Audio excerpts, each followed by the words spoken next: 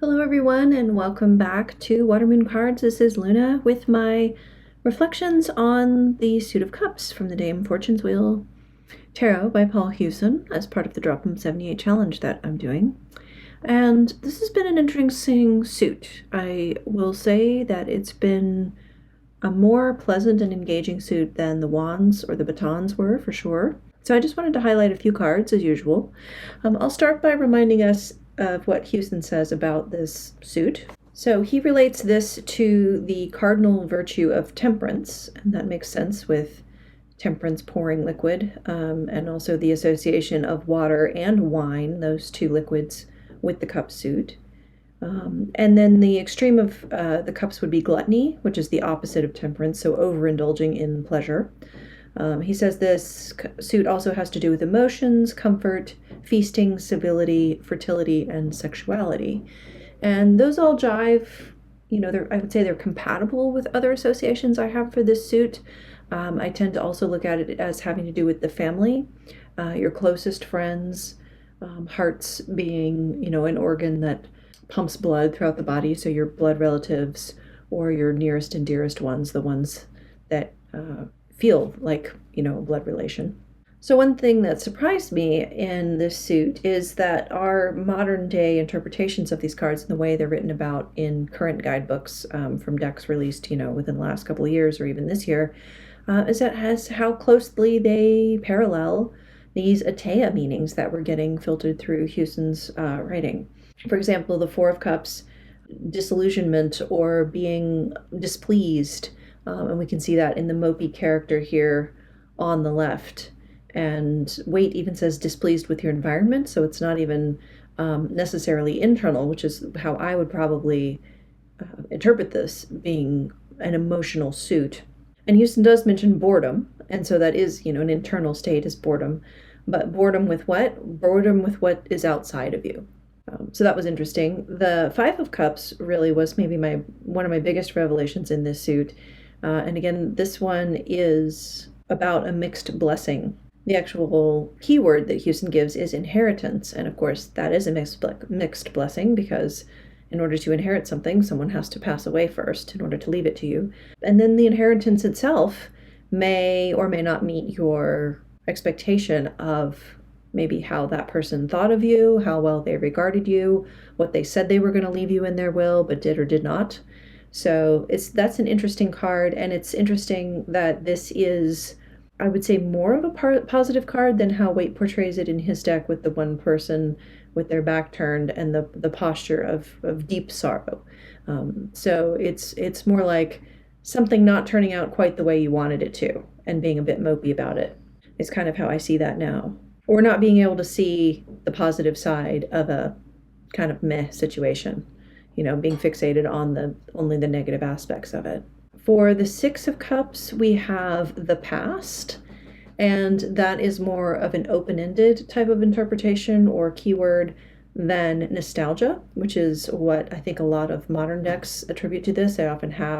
They really seem to focus on the idea of children and childhood, which Waite does say, it can represent that, or it can call up feelings up from childhood, but it's not necessarily about being a child or being young or memories from childhood. It's anything to do out of the past. So to me, that could even mean, past history or something like that, again, given the context of the reading.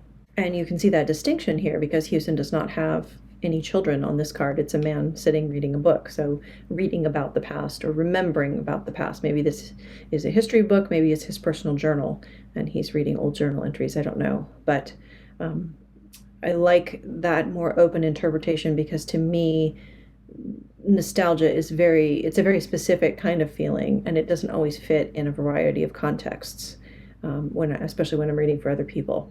And then a few more from our numbered cards. We have the 7, which he gives as thoughts. So it's not overwhelm, it's not imagination or anything like that. It could be those things, but it's more open-ended than that. It's just thoughts, lots of thoughts. And I love our astronomer here dreaming up this weird sculpture of cups that really doesn't make any sense. So this is a fantasy kind of thing. And of course, we can make up anything in our own mind, so it's a great reminder of that. For the Nine of Cups, we do have victory or wish. And this card, we might think of victory associated with the Six of Batons, but not so in this deck. This is that wish card. And again, I really thought this was something that Eden Gray made up based on Waite's writing, but it goes back even before Waite. So that's interesting to see in the way that it's illustrated here is an achievement based on one's efforts. So you did something and the desired outcome came true. And I like that there's an effort behind it. It's not just dreaming and fantasizing about something coming true. It's wanting a specific outcome based on a specific action. And then the 10, and I think I mentioned this in my short video too, the 10 of Cups being town as our keyword. And that's a little bit different from the Happy Families card that Waite gives us, although he does allude to town or village as a secondary interpretation. But this one parallels Hewson's keyword for the 10 of Coins, which was house. So, the idea of where you live just on a slightly larger scale instead of just your own dwelling. It's the collection of dwellings where you reside, where your family resides. And then, of course, we have our court cards, and I like this court a lot. Even though it was a little bit confusing, it's a little more approachable and relatable than a bunch of Roman soldiers.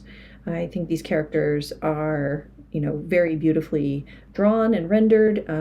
They look nice. I'd be interested to have a conversation with any of them. One criticism I will have is that it's difficult to differentiate the knave from the knight based on the writing about these two figures. Obviously, they're dressed differently and they look differently, and this guy is mounted and this guy isn't. But in terms of the way they're described, the knave is Paris, who was a rival in love.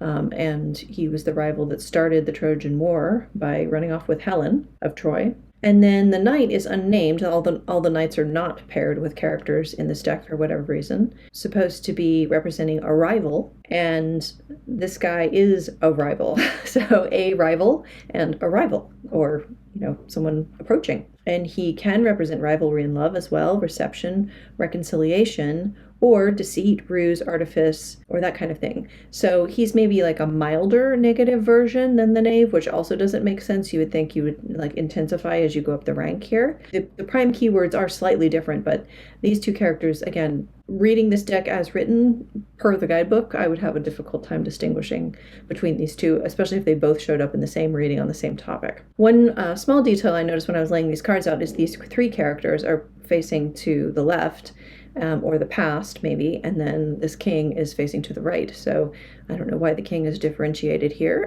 but he is. But I don't have so much to say about him. He represents Charlemagne again, and I mentioned that in my shorter video. A good sort of steadfast man, a kindly person, and someone who values education and is well educated. And I think that's interesting to bring in the education piece into this suit, because so many times we think of that as more of a swords type of characteristic with thoughts, and then the suit being more about emotions. But I think you can't really separate thoughts and emotions, right? They're both conditioned in the mind. And so valuing education, being a well-rounded person, and letting that inform your emotional availability or your emotional EQ could perhaps be part of that, I guess, in the way that I would read that. And the way that I did actually read that recently in another deck when I read for someone for the Valentine's Day reading, because she was asking, who's going to come into my life, and it was the King of Cups. So that was very interesting. I also love this bud here on his scepter. So it's like the possibility or the start of something blooming and unfolding. And that's a really nice visual analogy. So going back to the queen, I didn't want to skip over her. So this is Judith, and she, again, is the one famously known for cutting off the head of Holofernes, who was, he may have sexually assaulted her or someone close to her, but he was also the enemy leader, and there was a siege happening, and so she decides to, she's a widow, and so she decides to use her freedom and her power as a widow to go in and seduce him and get him drunk. And then once he's passed out in his bed, she cuts his head off. Hewson claims that his depiction here with the fabric draped behind her, as well as holding this short sword or large dagger, relates to the convert image. And so I had to dig out my convert and see about that. And sure enough, she does have the tinted fabric behind her in this deck, and she's holding something long, but if I look at this up close, I see it as a scepter because it does not have a point on it. It actually has this little doodad on the top, decorative fontanelle or something. So unless it's a sheathed dagger, but it doesn't seem to have a hilt or a handle down here. That's just her robe. So I think this is a scepter. I don't think it's a dagger. So I think that, assumption is just a little bit far-fetched for me. I think this fabric is just any old, drapery, or maybe she's sitting on a throne that's got some kind of drapery on it. Interestingly, none of the other queens have that, so they seem to be sitting on a short throne or a stool. We can't see what they're sitting on in the Queen of Batons here. She's got a shorter throne. This would be a curved back of a chair. But again, no drapery, no knife. And then the Queen of Swords, of course, does have her sword, but again, a higher backed throne, but no drapery. So I don't know what to make of this. I'm not sure it's that big a deal, really.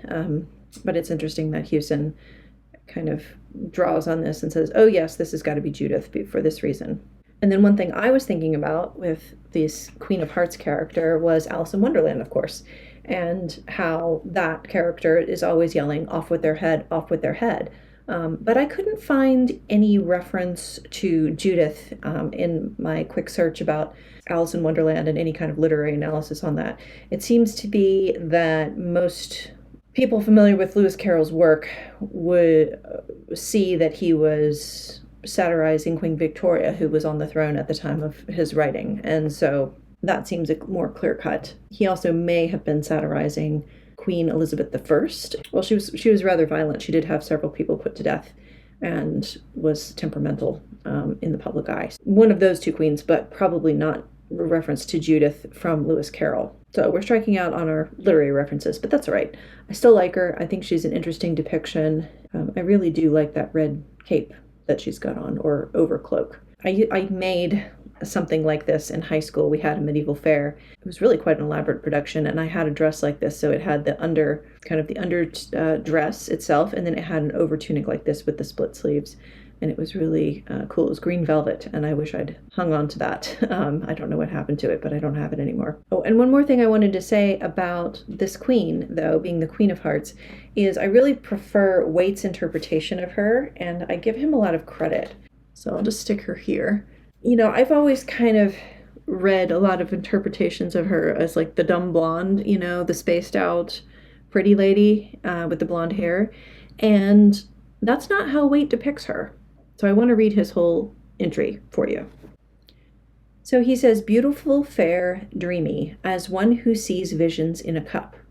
This is, however, only one of her aspects. She sees, but she also acts, and her activity feeds her dream.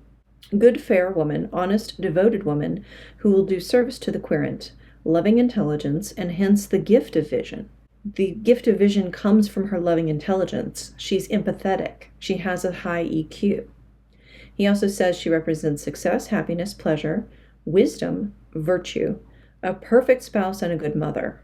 And then reversed, he says the accounts vary, could be a good woman, otherwise a distinguished woman, but one not to be trusted, perverse, vice, dishonor, and depravity. And I think those reversed meanings come from this possible association with Judith as being, someone who seduced for political reasons and then couldn't be trusted because she ended up murdering somebody. But that first bit about the gift of vision and wisdom coming from her loving intelligence, that's really the Buddhist path in a nutshell.